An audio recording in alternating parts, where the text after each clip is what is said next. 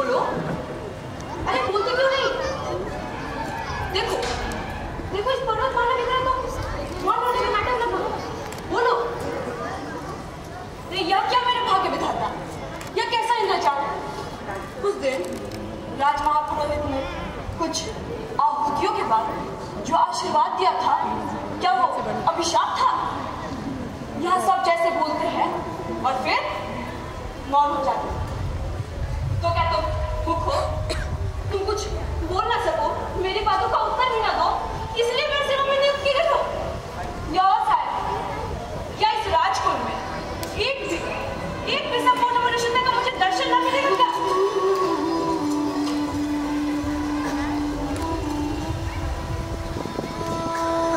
देवी, प्रत्येक स्थान और समय बोलने के योग्य नहीं। कभी कभी मौन रह जाना बुरी बात नहीं देवी, मुझे अपनी दासी समझिए। अवरोध के भीतर मैं गूंगी हूँ, यहाँ मुझ पर कोई शक न करे, इसीलिए मुझे ऐसा करना पड़ता है देवी। अरे तो क्या तुम बोलती भी हो? पर या तो कहो, या कपटाचरण फिर किस लिए? एक पीड़ित की प्रार्थना सुनने के लिए देवी, आप कुमार चंद्र को भूल न गई होंगी। वही ना जो मुझे बंधनी बनाने के लिए गए थे। ये आप क्या कह रही है देवी? उन्हें तो स्वयं अपने भीषण भविष्य का पता नहीं। प्रत्येक क्षण उनके प्राणों पे संदेह करता है। उन्होंने पूछा है कि आखिर उनका अपराध क्या है। अपराध? मैं क्या बताऊं? तो क्या कुमार भी गलती है? कुछ वैसा ही है देवी। क्या आप राजा धीराज से कहकर उनका कुछ उपकार कर सकेंगी? भला मैं क्या कर सकूंगी? मैं तो अपने ही प्राणों का मूल्य नहीं समझ पाती। मुझ पर राजा का कितना अनुग्रह है, यह भी मैं आज तक न जान सकी। मैंने तो कभी उनका मधुर सा संवाद ही नहीं सुना। उन्हें अपने आनंद से अवकाश कहाँ है? तब तो अदृष्टि कुमार के जीवन का सहायक होगा। उन्होंने पिता का दिया हुआ राजाधिकार तो त्याग ही दिया, इसके साथ साथ अपनी एक अमूल्य निधि भी। अपनी अमूल्य निधि? वह क्या है फिर? वह अत्यंत गुप्त है देवी, किंतु मैं प्राणों की भीख मांगती हुई आपसे कह सकूंगी। जाने दो, छिपी हुई बातों से अब मैं घबरा उठी हूँ। हाँ, मैंने देखा था वो निकट प्राची का बाल आना। ओहो, राज चक्र सबको पीसता, हम नीसा और दुर्बल इसने दो। देवी, वह बलरी जो झरने के समीप पहाड़ी पर चढ़ गई है, उसकी नन्ही नन्ही पत्तियों को ध्यान से देखकर आप समझ सकेंगी कि वह गाय की जाति की है। प्राणों की क्षमता बढ़ा लेने पर वही गाय जो विचलन बन के गिरा सकती थी, दूसरे के ऊपर चढ़ने का सहारा बन गई है। मनुष्य के हृदय में देवता को हटाकर न जाने कहां से राक्षस पूछा था। कुमार की सरल और सुंदर मूर्ति को देखकर कोई भी प्रेम से पुलकित हो सकता है, किंतु उन्हीं का भाई आश्चर्य है। देवी, कुमार को इतने में ही संतोष होगा कि उन्हें कोई विश्वास पूर्वक याद कर लेता है। रही अभ्युदय की बात, सो तो अपने बाहुबल और भाग्य पर ही विश्वास है, किंतु उन्हें कोई ऐसा साहस का काम करना ही नहीं चाहिए जिसमें उनकी परिस्थिति और भी भयानक हो जाए। अच्छा तो तू जा और अपने मौन संकेत से यहाँ किसी दासी को भेज। मैं अब यहीं बैठना चाहूंगी। जो आज्ञा महादेवी। महारानी कहाँ है? कहाँ है महारानी? अरे यह उतारने कैसी? महाराज इधर आया है क्या? मेरे आंचल में नहीं छिपे हुए। जाओ ढूंढो किसी कुंज में। क्षमा कीजिए महादेवी, युद्ध संबंधी अवसर संवाद देने के लिए महाराज कुछ तो नजर आ गया। चलो दासी।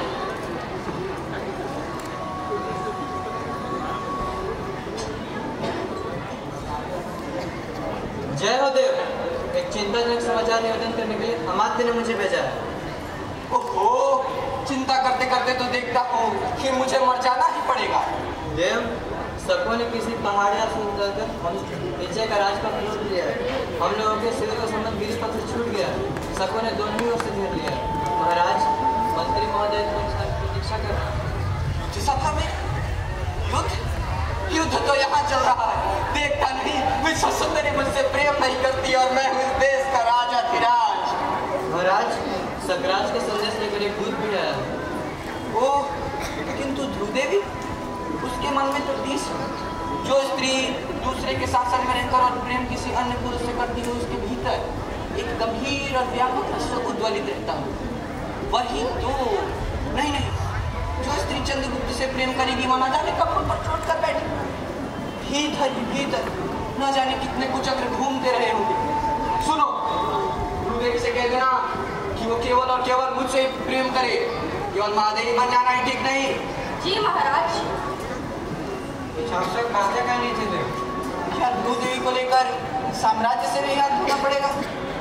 वही तो नहीं, ससा ठीक ही तो है। मेरे राजदंड ग्रहण करने से पुरोहित, अमात्य और सेनापति लोग छिपा हुआ विद्रोह हो रहे हैं। अमात्य केवल तुम्हें मेरे विश्वास पात्र समझे ना। यह गिरिपथ सभी झगड़ों का अंतिम निर्णय करेगा। अमात्य जिनकी भुजाओं में बल हो उसके मस्तिष्क में तो कुछ होना ही चाहिए। देव, पहले इसे पढ़ लीजिए। चौंकिए मत देव, यह घटना इतनी आकस्मिक है कि सोचने का अवसर ही नहीं मिलता। है तो ऐसा ही, किंतु मुझे इसकी संभावना पहले से है। तब तो महाराज ने अवश्य ही कुछ सोच लिया होगा। मैं एक संकुल आकाश की तरह जिसका भविष्य गिरा हो, उसकी बुद्धि को तो बिजली के समान चमकना ही चाहिए। सोचा तो है मैंने, परंतु क्या तुम उसका समर्थन करोगे? महाराज, यदि नीति युक्त हुआ तो अवश्य ही समर्थन करूंगा। सबके विरुद्ध रहने पर भी स्वर्गीय आर्य समुद्रगुप्त की आज्ञा के खिलाफ मैंने ही तो आपका समर्थन किया था। नीति सिद्धांत के अनुसार ज्येष्ठ राजकुमार वो तो मैं जानता हूँ, परंतु इस समय जो प्रश्न सामने आ गया है अमात्य, उस पर विचार करना महत्वपूर्ण है। तुम तो जानते हो कि मेरी इस विजय यात्रा का कोई गुप्त उद्देश्य है, वह भी सामने दिखाई पड़ रहा है। बस थोड़ा सा साहस चाहिए अमात्य, थोड़ा सा साहस। वह क्यों? सतदूत जो संधि के लिए प्रमाण चाहता हो उसे अस्वीकार न करना चाहिए। ऐसा करने से जितनी भी विरोधी प्रवृत्ति के हैं हम उन्हें एक ही चाल में परास्त कर सकेंगे। महाराज, भविष्य के लिए यह विचार चाहे अच्छा हो, किंतु इस समय तो हमें बहुत से बाधाओं का सामना करना पड़ेगा। ओहो, तब तुम्हारी बुद्धि कब काम आएगी मंत्री महोदय? और चंद्रगुप्त के मनोभाव का कुछ पता चला? कोई नई बात तो नहीं? ऐसा लगता है कि पहले मुझे अपने महल के ही विद्रोह का दमन करना होगा। ध्रुव देवी के मन में चंद्रगुप्त के प्रति धीरे धीरे जाग रही है।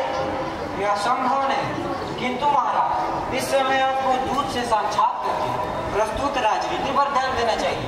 यह एक विचित्र बात थी कि प्रबल पक्ष संधि के लिए संदेश भेजे। विचित्र हो चाहे सचित्र अमात्य, तुम्हारी राजनीतिज्ञता इसी में है कि एक ही चाल में भीतर और बाहर के सभी शत्रु परास्त। अमात्य, चलो चले।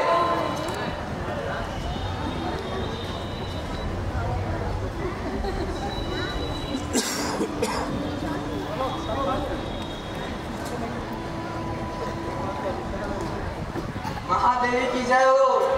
महादेवी की महाराज। महादेवी की जय हो। जय हो महाराज। अमात्य, आज ही मैं महादेवी के पास पहुंचा और तुम भी पीछे पीछे। यह एक विलक्षण घटना है देव, है ना? मैं इस समय एक आवश्यक कार्य से आया हूँ। ओहो, मैं तो भूल ही गया था। वह सब गड़बड़ सकराज क्या चाहता है? कोई सहायता भी मांग रहा है? नहीं महाराज, वो और कुछ भी चाहता है। क्या? कुछ कहो भी। क्षमा हो महाराज, दूध तो अभद्य होता है, इसीलिए उसका विचार सुनना ही पड़ा। वह कहता था कि सकरात से देवी ध्रुव स्वामिनी का आगे कहिए अमात्य। विवाह संबंध स्थिर हो चुका था।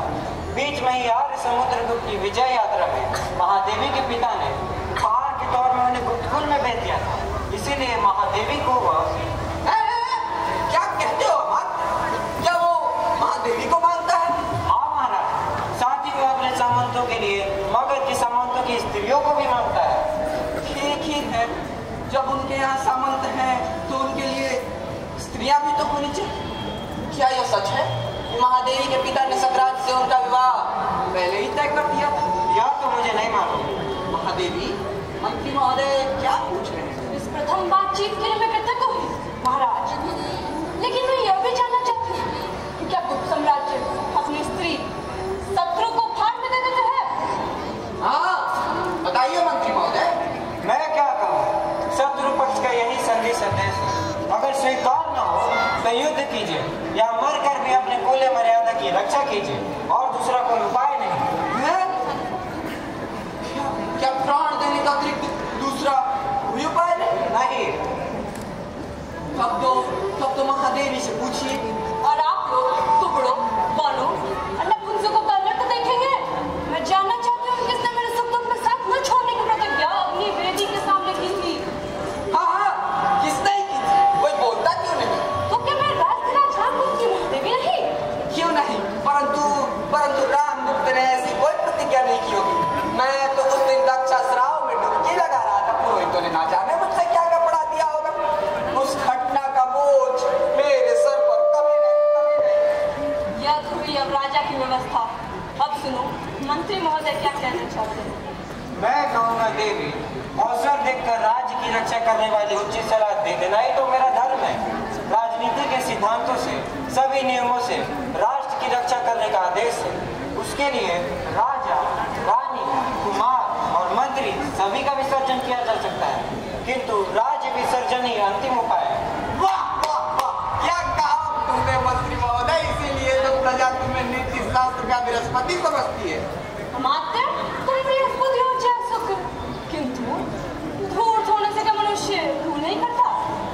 आर्य समुद्रगुप्त के पुत्र को तुमने पहचानने में तो नहीं करती? सिंहासन को भ्रम से किसी दूसरे को तो नहीं बैठा दिया? क्या? नहीं, कुछ नहीं।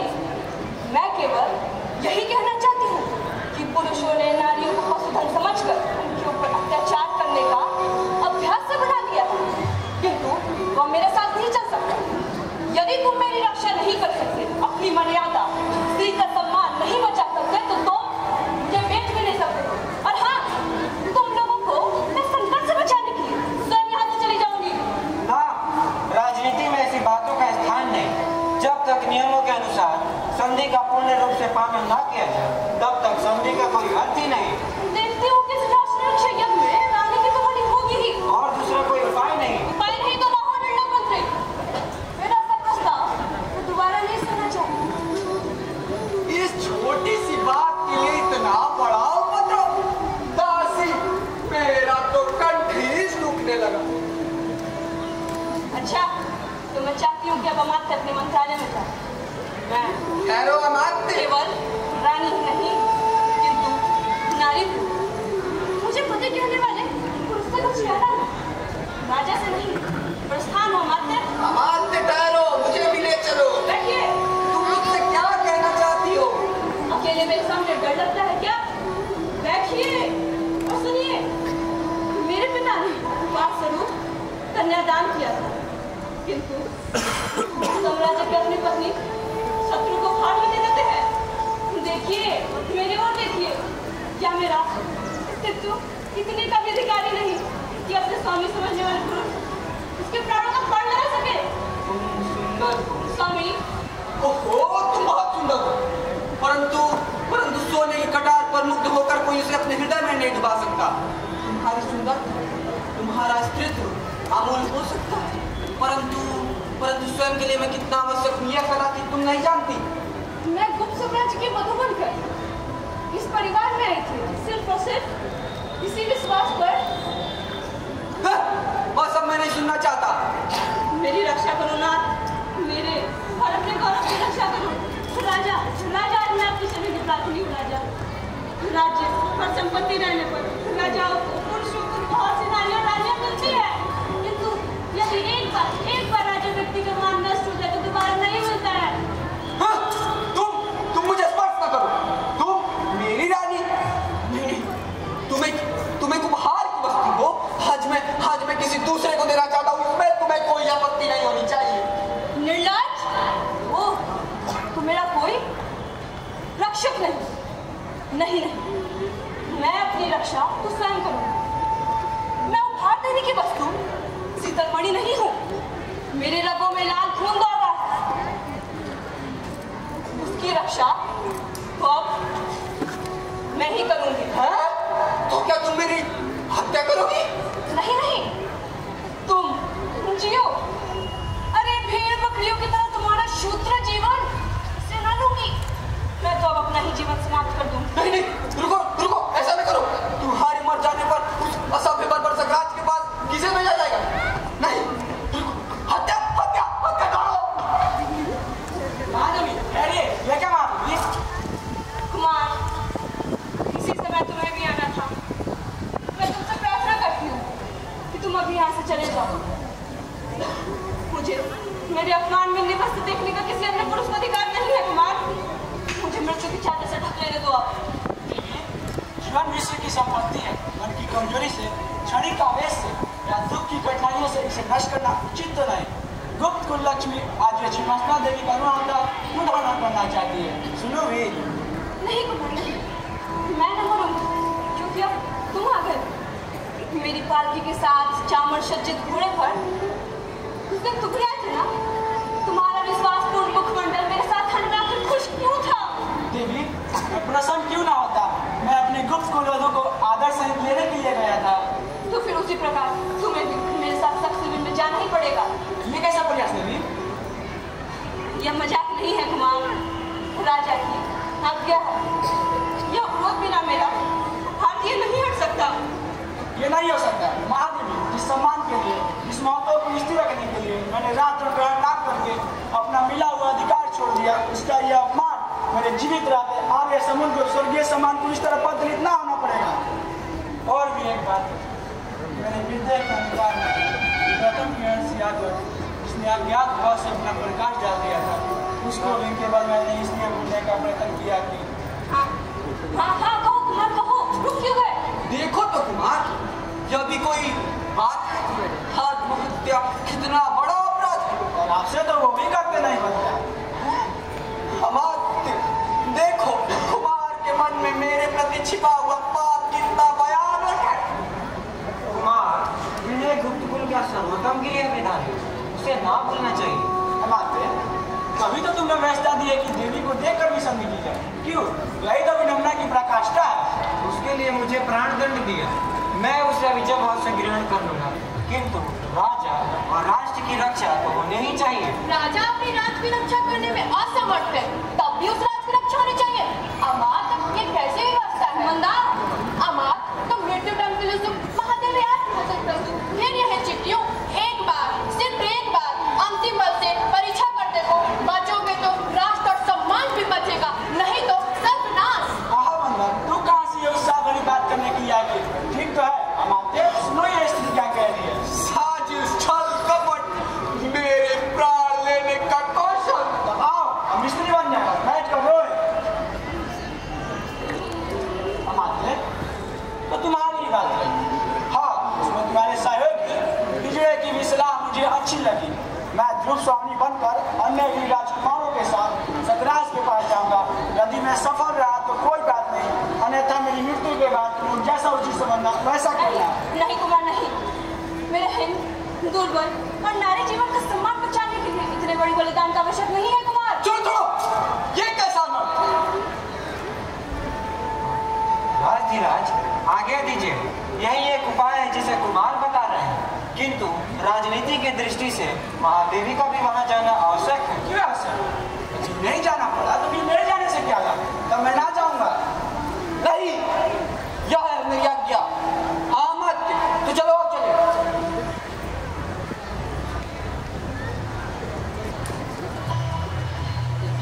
निकल अभी नहीं आया, क्या वो बंदी तो नहीं कर लिया गया? नहीं नहीं, यदि वे अंध नहीं है तो उन्हें अपने अस्थिर खाने की बत्ती दिखाई देनी चाहिए। विपत्ति केवल उन्हीं पर तो नहीं, हमें भी ग्रुप में दिखानी पड़ेगी। अरे कुमार तुम। हाँ महाराज, क्या आ गया है? आगे नहीं कुमार, मैं तुम्हें आगे ना दूंगा। तुम रूठो इसकी क्यों बोल रही हो?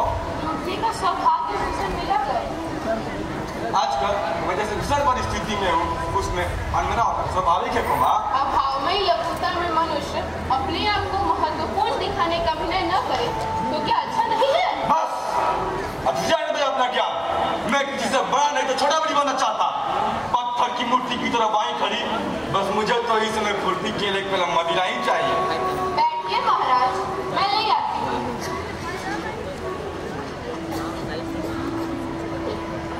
बहुत जी, क्या समाचार है? महाराज, मैंने उन्हें अच्छी तरह समझा दिया है। हमारा अनुरोध दृढ़ है। उन्हें किसी द्रोह प्रस्ताव में से एक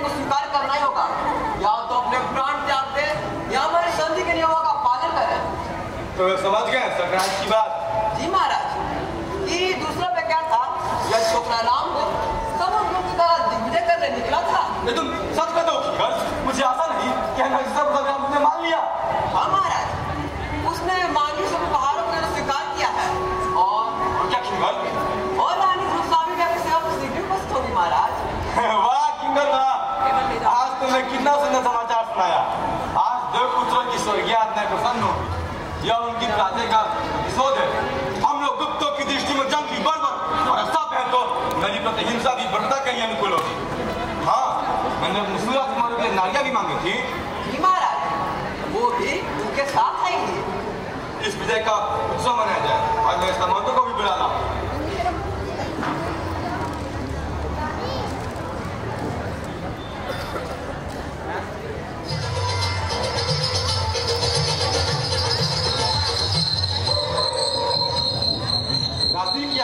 हो गई, दूर का द्वार अब शीघ्र ही बंद होगा।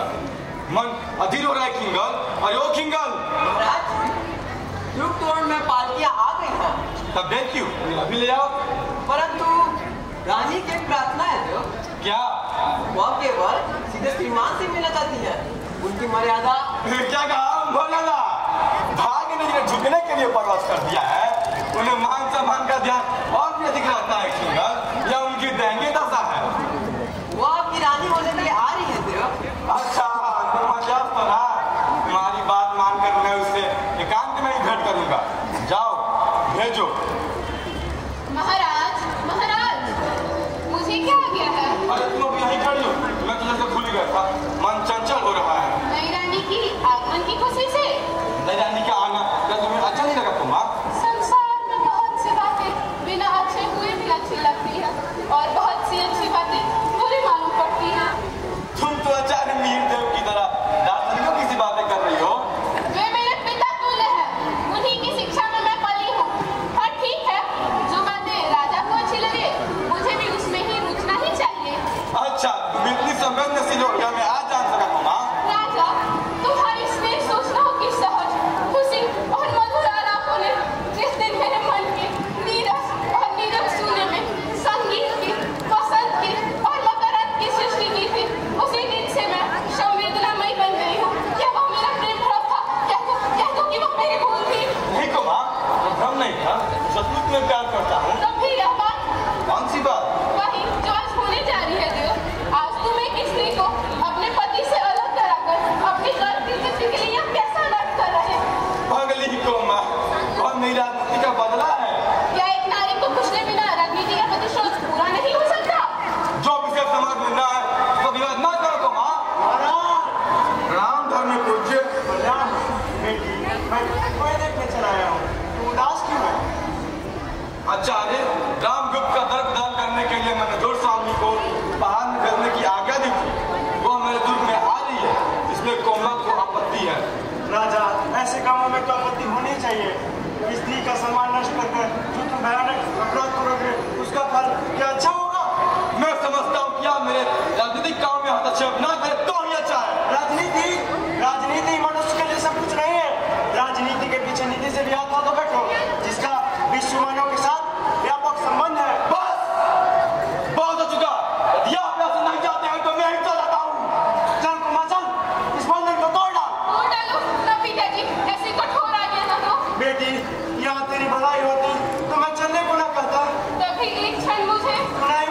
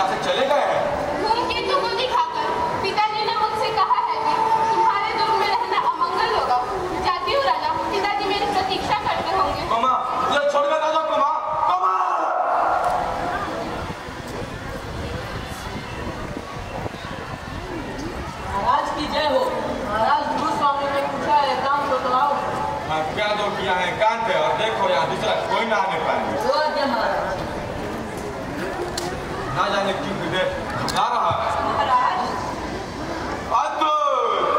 मैं किसको रानी समझू? रूप का ऐसा तेवरा लोग मैंने कभी नहीं देखा था। इतना दूर सामने कौन है? क्या मैं आ गई हूँ? स्वराज को तुम धोखा नहीं दे सकती। ध्रुव स्वामी कौन है ये अंधा भी बता सकता है। चंद्र, ये तुमको क्या हो गया है? ठहरो, क्या चिंता? यदि मैं दोनों को ही रानी समझ लूं? क्यों, इसमें क्या बुरी बात है? नहीं, ये नहीं हो सकता। ध्रुव स्वामी कौन है जरा इसका निर्णय होना चाहिए। चंद्र, मेरे भाग्य के आकाश में अपनी धुंधली तुसी गति बंद करो। धूमकेतु, ओह भयानक! सुनिए चंद्र, इस धमकी से तो कोई ना हो। तो फिर मेरा और तुम्हारा जीवन और मरण साथ ही होगा। तो डरना कौन है? ये तुम लोग क्या कर रहे हो? ठहरो, आचार्य ने ठीक कहा था, आज सुमुहूर्त नहीं। मैं कल किसी विश्वसनीय व्यक्ति को बुलाकर इसका निश्चय कर लूंगा। नहीं। आज तुम लोग विश्राम करो। नहीं, इसका निश्चय तो आज ही होगा। मैं कहता हूँ ना, आगे कहने वाले तुम कौन धोखेबाज हो? मैं चंद्र, तुम्हारा काल मैं अकेला आया हूँ तुम्हारे पिता की परीक्षा में सावधान। महारानी की जय हो। महारानी की जय हो। महारानी की जय हो। जय हो महारानी। सैनिक विजय का समाचार सुनकर राजा दुलार के मुख में आ गए। अभी तो सैनिकों से बात कर रहे थे। उन्होंने पूछा महादेवी कहाँ है? मार के घाव कैसे है? मार के घाव चिंताजनक नहीं है। बस पटिया बांध चुकी है। मार डालने मंडप पे विश्राम कर रहे हैं। अच्छा जाओ। भाभी भाभी भाभी बधाई हो भाभी। नहीं नहीं महादेवी क्षमा कीजिए। मंदा भूल से तुमने एक बहुत ही प्यारी बात कही। क्या उसे भी लौटा लेना चाहती हो? काश काश मंदा ये सच होता। क्या इसमें भी कोई संदेह है? मुझे तो संदेह का जादू ही दिखलाई पड़ रहा है। मैं ना तो महादेवी हूँ और ना ही तुम्हारी भाभी। तब मैं क्या करूँ? क्यों आपको कुछ कहना है क्या भूलोगी? ऐसे ही उपद्रव के बाद शांति का रूपना आवश्यक है। इसलिए मैं कल्याण एवं मंगल कामना का क्या था। किंतु आप कहते हैं यह महादेवी ही नहीं। रोहित जी, मैं राजनीति नहीं जानती। क्यों?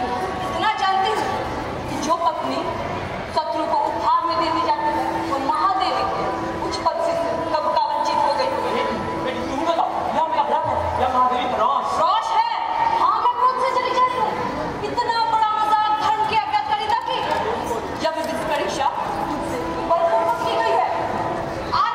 आप बोलते क्यों नहीं? आप धर्म के नियम बनाने वाले जिन स्त्रियों को धर्म बंधन में बांधकर उनके विचार के बिना अपना सब अधिकार छीन लेते हैं, तब क्या धर्म के पास कोई प्रतिकार कोई षड्यंत्र नहीं रख छोड़ते जिससे स्त्रियां अपनी आपत्ति में सहारा मांग सके? यह मैं क्या सुन रहा हूँ? विश्वास नहीं होता। यदि ये सारी बातें सत्य है तब तो मुझे फिर से धर्मशास्त्र को देखना पड़ेगा।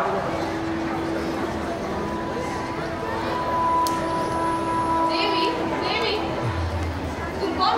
मैं प्रहलादी के साथ जाती थी। बालिका हूँ देवी। मुझसे क्या चाहती हो? रानी मैं तुमसे भीख मांगने आई हूँ। रानी तुम स्त्री हो, क्या स्त्री का दुख ना समझोगी?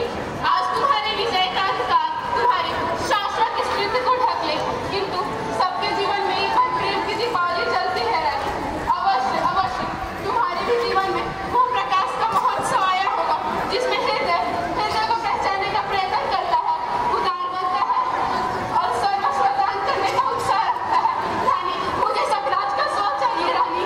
चलो, प्रेम के नाम पर चलना चाहती हो तो तुम उस सबको लेकर जाकर चलो। जीवित रहने पर मालूम होता है कि तुम्हें अधिक प्रेम रूप शीतलता मिल चुकी है।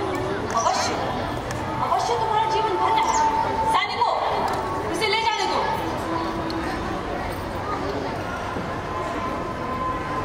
कौन? मंदा। अरे कुमार अभी थोड़ी विश्राम करते। विश्राम? मुझे कहाँ आना? मैं अभी यहाँ से प्रस्थान करने वाला हूँ। मेरा कर्तव्य पूर्ण हो चुका है। यहाँ मैं करना कुछ नहीं। किंतु भाभी की तो पूरी दशा है। क्यों? उन्हें क्या हुआ? बोलो, मुझे अवकाश नहीं। राजा दिलाज का सामना होती क्या हो जाएगा? मैं कह नहीं सकता।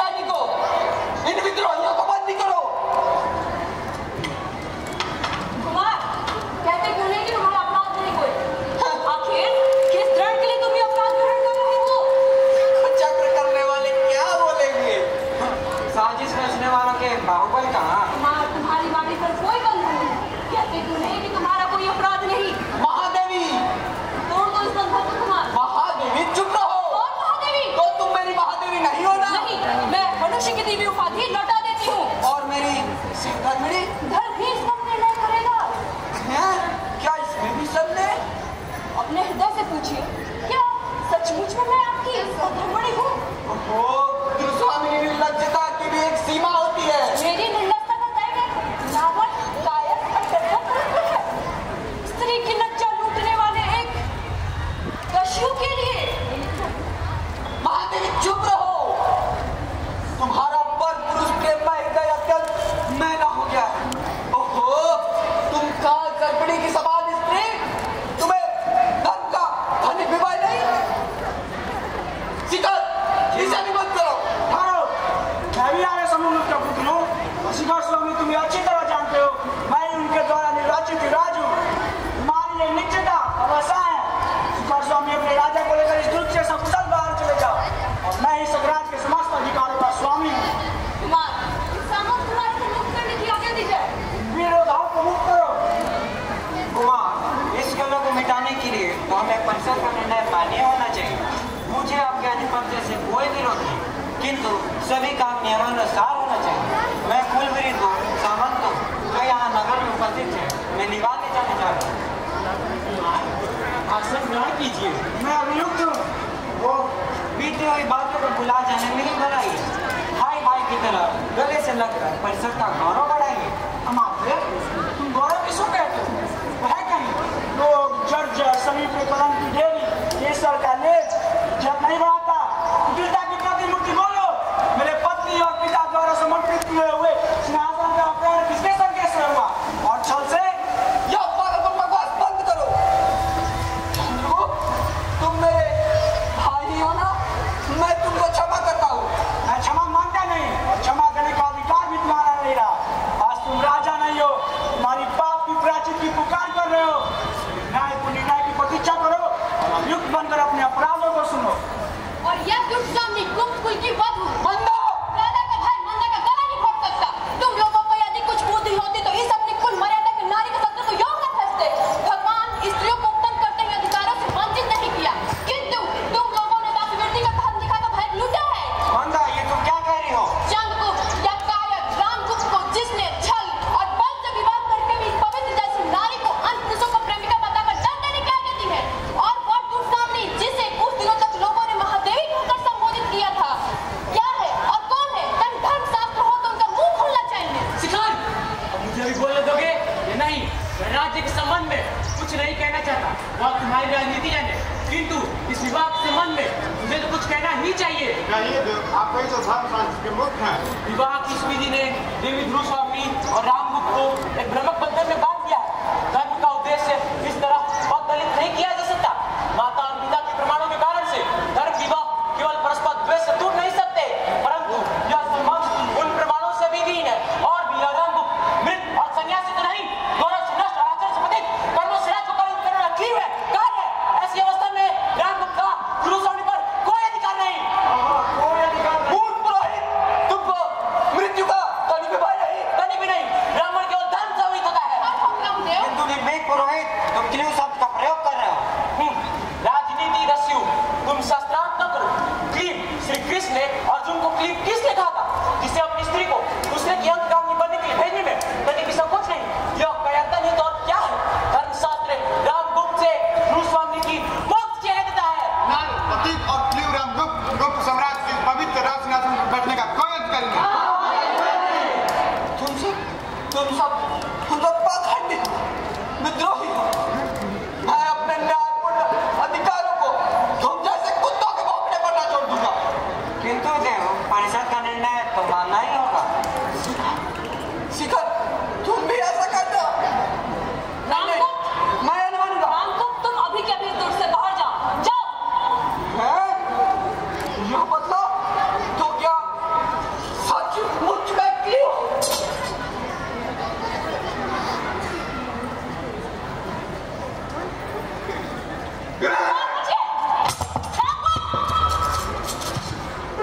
महारानी ध्रुव स्वामी की, महाराजा चंद्रगुप्त की,